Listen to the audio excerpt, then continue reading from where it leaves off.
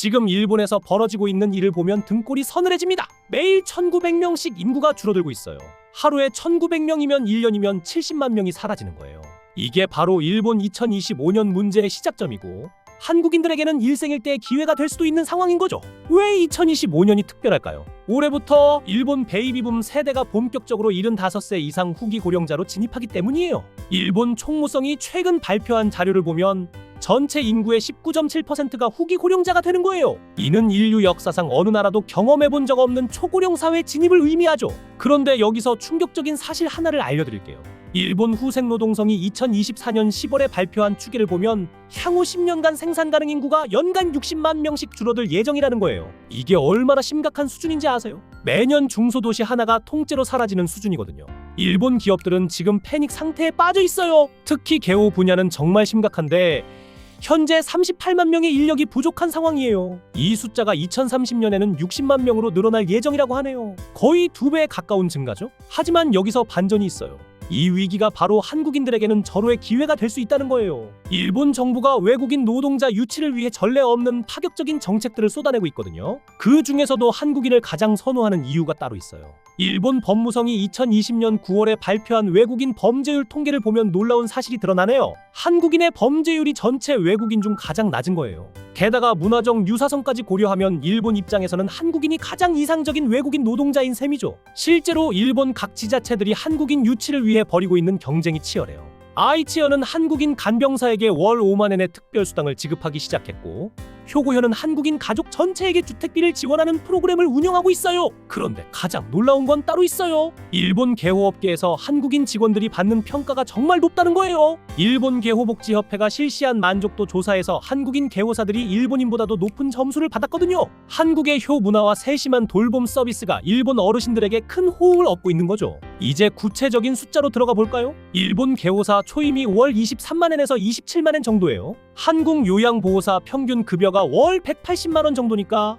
환율을 고려하면 일본이 거의 2배 가까이 높은 셈이에요. 게다가 각종 수당까지 포함하면 실질 소득 차이는 더 벌어지죠. 하지만 개호 분야만 기회가 있는 건 아니에요. 건설업계도 마찬가지로 심각한 인력난을 겪고 있거든요. 일본 건설업협회 자료를 보면 향후 5년간 110만 명의 건설 인력이 부족할 것으로 예상된다고 해요. 특히 도쿄올림픽 이후 침체됐던 건설업이 재개발 붐과 함께 다시 활기를 찾으면서 인력 수요가 폭증하고 있는 상황이에요. 한국인 건설 기술자들에 대한 평가도 상당히 높아요. 한국의 선진 건설 기술과 안전 의식이 일본에서 인정받고 있거든요. 실제로 일본 대형 건설사 다케나카 공무점이 한국인 기술자만을 위한 특별 채용 프로그램을 운영하고 있을 정도예요. 서비스업 분야는 어떨까요? 일본 소매업협회가 발표한 자료에 따르면 편의점과 슈퍼마켓에서만 향후 3년간 15만 명의 추가 인력이 필요하다고 해요. 특히 야간 근무나 주말 근무를 기피하는 일본인들이 늘어나면서 외국인 의존도가 더욱 높아지고 있는 거죠. 여기서 감동적인 사례 하나를 소개할게요. 오사카에서 편의점을 운영하는 사토 할아버지는 한국인 직원 이민지 씨를 친딸처럼 여기고 있어요.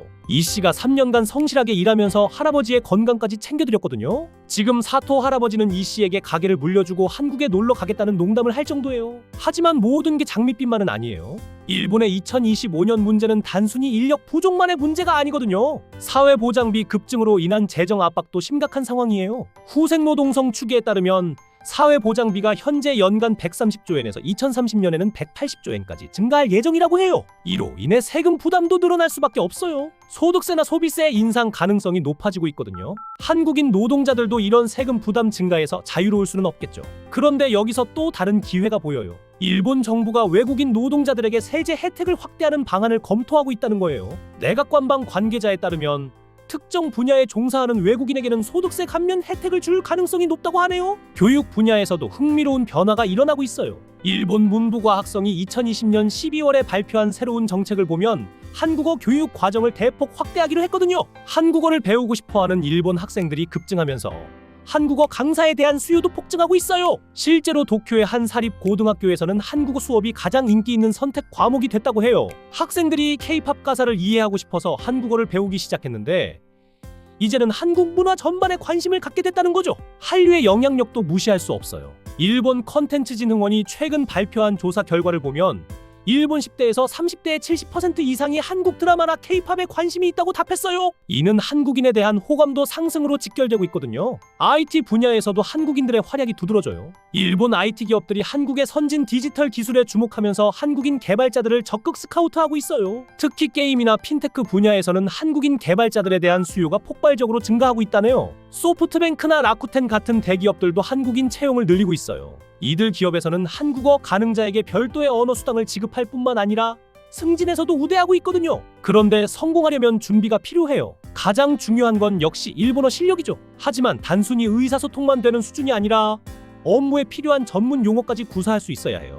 특히 개호나 의료 분야는 생명과 직결된 일이라 정확한 소통이 필수거든요. 일본어능 역시 N2 수준은 기본이고 가능하면 N1까지 취득하는 게 좋아요. 최근 일본 기업들이 요구하는 일본어 수준이 계속 높아지고 있거든요. 자격증 취득도 중요해요. 개호 분야라면 개호복지사 자격증, 건설 분야라면 해당 기능 자격증을 미리 준비해두는 게 좋겠죠. 일본은 자격 사회라서 자격증 유무가 취업과 승진에 큰 영향을 미쳐요. 문화적 적응력도 빼놓을 수 없어요. 일본의 독특한 직장 문화나 사회 규범을 이해하고 받아들일 수 있어야 해요. 특히 상하 관계나 집단 의식 같은 부분에서 한국과 차이가 있거든요. 네트워킹도 정말 중요해요. 일본은 인맥 사회라서 좋은 사람들과 관계를 맺으면 많은 도움을 받을 수 있어요. 한국인 커뮤니티에만 머물지 말고 일본인들과도 적극적으로 교류하는 게 좋겠어요. 그런데 여기서 놀라운 사실 하나를 더 알려드릴게요.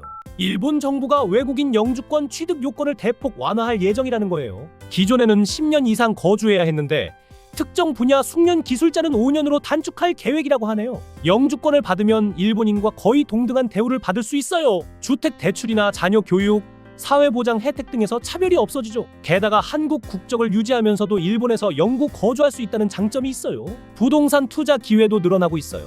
일본의 인구 감소로 지방 부동산 가격이 급락하고 있거든요. 도쿄 근교나 오사카 주변 지역에 부동산을 저렴하게 구입해서 임대 사업을 하는 한국인들이 늘고 있어요. 특히 민박이나 게스트하우스 사업이 인기예요. 코로나 이후 일본 관광업이 다시 살아나면서 숙박시설 수요가 증가하고 있거든요. 한국인들의 세심한 서비스가 외국인 관광객들에게 좋은 반응을 얻고 있다고 해요. 창업 환경도 좋아지고 있어요. 일본 정부가 외국인 창업을 지원하기 위해 각종 규제를 완화하고 있거든요. 특히 한국인들이 많이 진출하는 음식업이나 뷰티 분야에서는 한국 브랜드에 대한 선호도가 높아서 성공 가능성이 크다고 봐요. 실제로 도쿄 신주쿠에서 한국 치킨 전문점을 운영하는 김모 씨는 개업 1년 만에 2번째 매장을 열었어요. 일본인들이 한국식 치킨의 맛에 푹 빠져서 매일 줄을 서서 기다린다고 하네요. K-뷰티 분야도 대박이에요. 일본 여성들 사이에서 한국 화장품과 스킨케어에 대한 관심이 폭발적으로 증가하고 있거든요. 한국인이 운영하는 뷰티샵이나 네일샵들이 일본 전역에서 인기를 끌고 있어요. 의료 관광 분야에서도 기회가 보여요.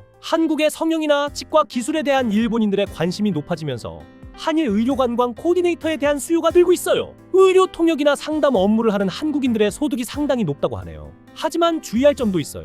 일본의 고령화가 심해지면서 전반적인 경기 침체 우려도 있거든요. 소비 인구가 줄어들면서 내수 시장이 위축될 가능성이 크죠. 이런 점들을 고려해서 장기적인 계획을 세우는 게 중요해요. 또한 한일 관계의 정치적 변화도 변수가 될 수 있어요. 정치적 갈등이 심화되면 한국인에 대한 인식이나 정책이 바뀔 수도 있거든요. 이런 리스크들을 미리 고려해서 대비책을 마련해 두는 게 좋겠어요. 그럼에도 불구하고 전반적인 전망은 밝다고 봐요. 일본의 구조적인 인력 부족 문제는 단기간에 해결될 수 없는 문제거든요. 향후 10년에서 20년간은 외국인 노동자에 대한 수요가 계속 증가할 것으로 예상돼요. 특히 한국인들에게는 언어적, 문화적 유사성이라는 큰 장점이 있어요. 다른 국가 출신들과 비교해서 적응 속도가 빠르고 일본인들과의 소통도 원활하거든요. 정보 차원의 지원도 계속 확대될 예정이에요. 한일 양국 정부가 인적 교류 확대를 위한 다양한 협력 방안을 논의하고 있거든요. 앞으로 비자 발급 절차 간소화나 사회보장 협정 확대 등의 혜택을 기대할 수 있어요. 정리하면 일본의 2025년 문제는 분명히 위기이지만 동시에 기회이기도 해요. 특히 한국인들에게는 일생에 한 번 올까 말까 한 절호의 찬스라고 봐요. 하지만 기회는 준비된 사람에게만 오는 법이죠. 일본어 실력, 전문 기술, 문화적 적응력, 그리고 도전 정신까지 모든 것이 갖춰져야 성공할 수 있어요. 하지만 그만큼의 노력을 투자한다면 분명히 좋은 결과를 얻을 수 있을 거예요. 일본은 지금 한국인을 기다리고 있어요. 여러분의 용기 있는 도전이 새로운 인생의 전환점이 될 수 있을 거예요. 다음 영상에서는 도쿄와 서울 생활비 실전 비교를 통해 더 구체적인 정보를 알려드릴게요. 구독과 좋아요로 응원해주시고 댓글로 여러분의 생각을 들려주세요.